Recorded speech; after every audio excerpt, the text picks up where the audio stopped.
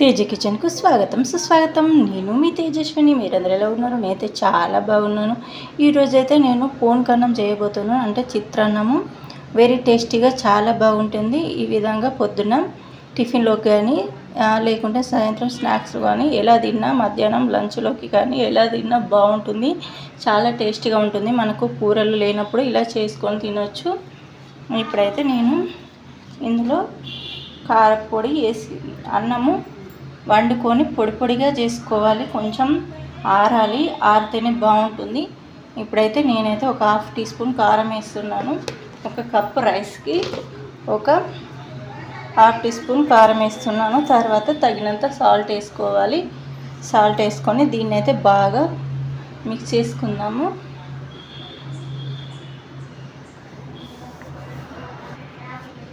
దీన్ని బాగా మిక్స్ చేసుకుందాము.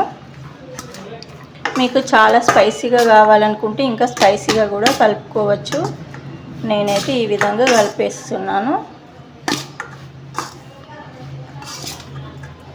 ఇందులోనే నిమ్మకాయ కలుపుకుంటే కలుపుకోవచ్చు, లేదా లాస్ట్కైనా కలుపుకోవచ్చు నిమ్మకాయను. ఇలా కలుపుకున్న తర్వాత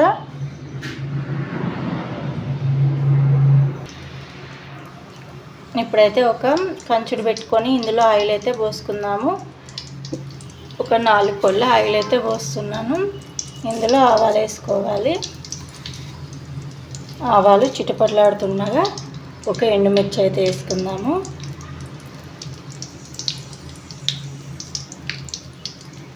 ఎండుమిర్చి కొంచెం వేగాలి. ఎండుమిర్చి వేగిన తర్వాత ఒక 2 పచ్చిమిర్చీలు అయితే వేసేసుకున్నాము. ఉల్లిగడ్డ,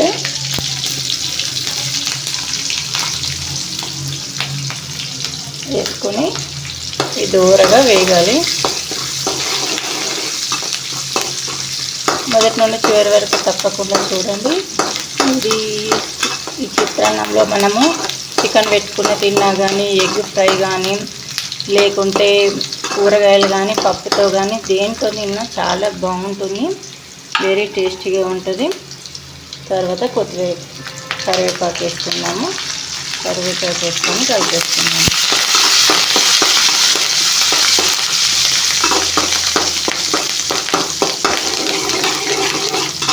మంచిగా వేగాలి. ఇది వేగితేనే టేస్ట్గా ఉంటుంది. కొంచెం బ్రౌన్ కలర్లోకి రావాలి. ఇవి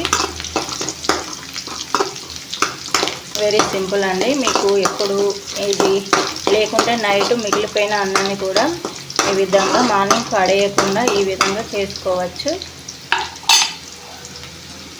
తర్వాత పసుపు అయితే వేసేసుకున్నాము. పసుపు బాగా వేస్తే అది వేరే కలర్ అవుతుంది. అందుకోసమని కొంచెం ఇప్పుడు దీన్నైతే ఇందులోకి షిఫ్ట్ చేసేసుకున్నాము. చూసారా, ఈ విధంగా అయితే కలర్ వస్తుంది. ఇప్పుడు నిమ్మకాయని పిండేసుకున్నాము. నేను నిమ్మకాయ అవసరం లేదనుకున్న వాళ్ళు నిమ్మకాయ స్కిప్ చేయొచ్చు. ఇలా నిమ్మకాయ పిండేసుకోవాలి. దీన్ని హై ఫ్లేమ్లో పెట్టుకొని ఇలా కలుపుకోవాలి.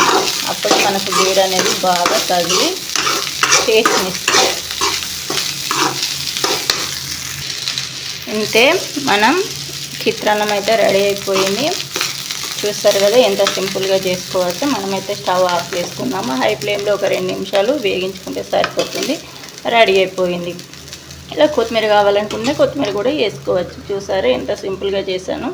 మీకు కూడా ఈ వంట నచ్చినట్లయితే తేజ కిచెన్ లైక్ చేయండి, షేర్ చేయండి, సబ్స్క్రైబ్ చేసుకోండి. Please subscribe.